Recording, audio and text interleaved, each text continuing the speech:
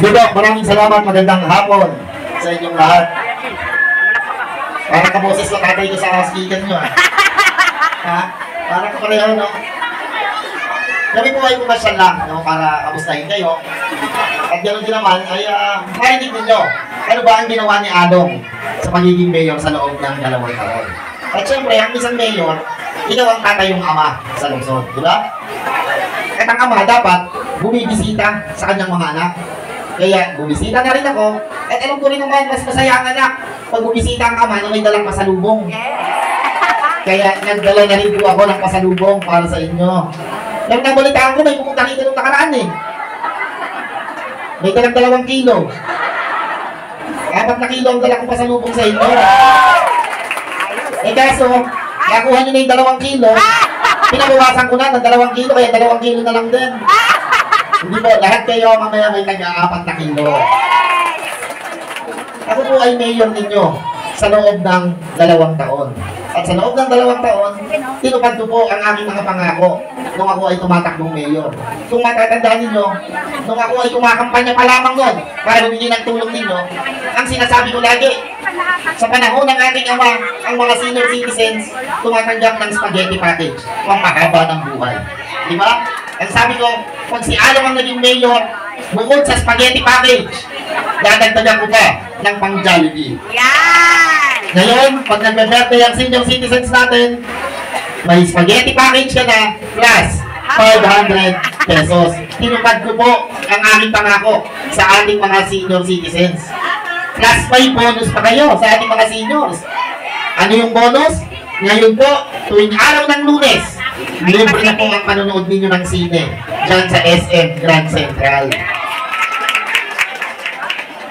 Isa rin sa aking pangako nung ako'y tumatakbong mayor, ang sabi ko, sa panahon ng aking ama, ang University of Caloocan nagkaroon ng College of Law. Sabi ko, sa panahon ni Along, magkakaroon tayo ng College of Nursing. Ngayon po, itinatayo na ang ika-5 campus ng UCC at doon po ilalagay ang College of Medicine and Health Sciences natin. May bonus pa! Pwede na ba sila? Dahil itinatayo na rin po ang kauna-unahang PUP dito sa lungsod ng Caloocan. Sana dito lang banda. Huwag na sa North. Nabanggit naman kanina yung mga ating ginawa, di ba? Nabanggit na pala ng aking mga kasama yung mga accomplishments natin. Ngayon, nalaman ko, no, merong pumupunta, may bumibisita rin sa inyo, gusto rin maging mayor.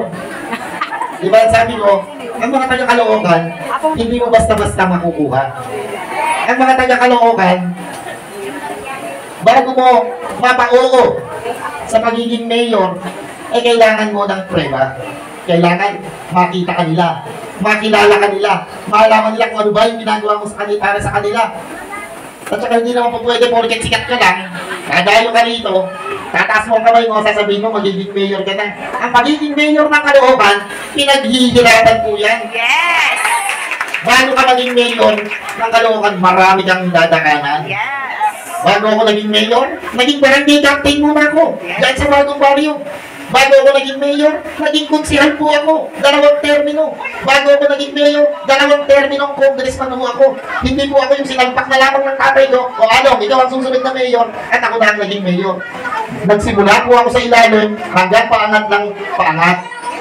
Merong aplikante yata, bago, dating senador. Simple lang naman ang tanong ko sa kanya. Si Trillanes po. Nung panahon na nasa Senado ko, naalala mo bang taga-Caloocan ka?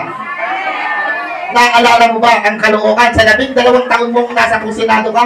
Hindi. Minsan ba nabanggit mo doon na ikaw ay taga-Caloocan? Hindi! Di minsan ba naambunan mo kami dito sa Caloocan ng iyong mga proyekto? Hindi! Nung panahon na naghihirap tayo lahat sa COVID, napadalan ba kayo ng bigas? Hindi! Ngayon, wala ka ng trabaho. Naalala mo bigla, taga-Caloocan ka pala, tatakbo ka biglang mayor. Kaya nga ang sabi ko, ang mga taga-Caloocan, pinanonood ka lang. Pero pagdating ng araw, alam nila kung sino ang tumulong sa kanila, alam nila kung sino ang nagmalasakit sa kanila, alam nila kung sino ang nagmahal talaga sa kanila. Yes! Marami daw mahihirap sa Caloocan. Ang sabi ko, oo, maraming mahihirap talaga dito. Pero hindi lang naman problema ng Caloocan ang kahirapan. Yes! Problema yan ng buong mundo. Problema yan ng buong Pilipinas. Di ba? Tingnan ninyo, yung mga mahihirap sa atin dito sa Caloocan. Ikumpara ninyo kung sa mahihirap ng taga Maynila, yung taga Baseco. Ano mas magandang buhay? Yung mahihirap sa atin dito sa Caloocan o yung mga nandun sa Baseco? Di ba? Mas maayos ang buhay natin kaysa sa nasa Baseco. Yung nasa Payatas. Di ba? Kahit sa syudad ka pumunta, maraming mahirap. Pero, syempre, dapat yan, mga ganyang problema, binibigyan ng solusyon.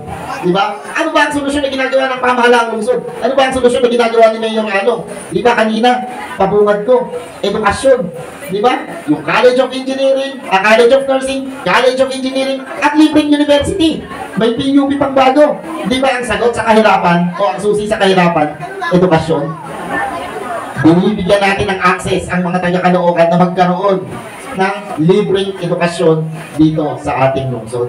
Yan po ang susi ang kahirapan. Kailangan, kung ako sinabi ng ekonomiya para ang mga taga-Caloocan magkaroon ng trabaho.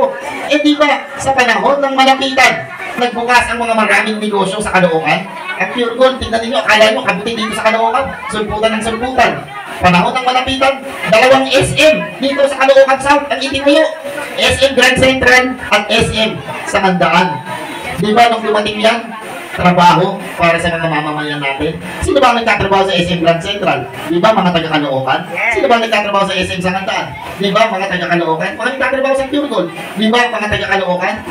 Pag dumadating ang mga negosyante, dumadami ang bakanting trabaho na mapapasukan ng ating mga mamamayan. Ang sabi nila, ibababa ang milyar. Sabi ko maganda yan, ako rin gusto ko. Kaso, pag ginawa natin naman yan, hindi naman natin maibibigay yung ibang serbisyo para sa ating mga mamamayan. Para sa akin, itama lang natin kung ano yung tamang singil sa ating mga mamamayan para yung mga programa natin hindi maapektuhan para sa ating mga mamamayan. Kaya nga ang sabi ko, bago mo pintasan, ang pintasan ng Caloocan, ang pamahalaang lungsod ng Caloocan, tumira ka muna dito. Para malaman mo ang problema ng isang lungsod o ang isang lugar, kailangan tumira ka doon. Para alam mo kung ano ang problema, alam mo ano ang pakiramdam. Eh, ang problema kasi, pag yan iniwan mo, yung aking katunggali, iwan mo sa monumento, Hindi niya alam. papuntahin mo dito. Patawarin Alam niya kayang pumunta rito? Iwan mo sa kabilang barangay, papuntahin mo ng City Hall. Hindi niya alam. Alam na kaya ang daan papuntang City Hall? Hindi niya alam. Si Mayor Along po, dito na itinanganak, dito na nag-aaral, dito na ako tumanda, dito na ako nagtrabaho, dito ako nanungkulan. 100% batang Kangkalo. Yes! Kaya nga ang sabi ko, dalawa lang ang pagpipilian ng mga taga-Caloocan. Batang Kangkalo Siyempre, batang o Magdalo. Batang Kangkalo!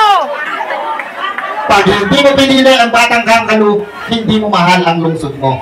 Di ba? Ayaw ko sa Kaya nga ang sabi ko, tayong mga taga-Caloocan, maaaring magkakaiba ang kulay politika natin. Maaaring iba ang pananaw natin sa pagsiservisyo.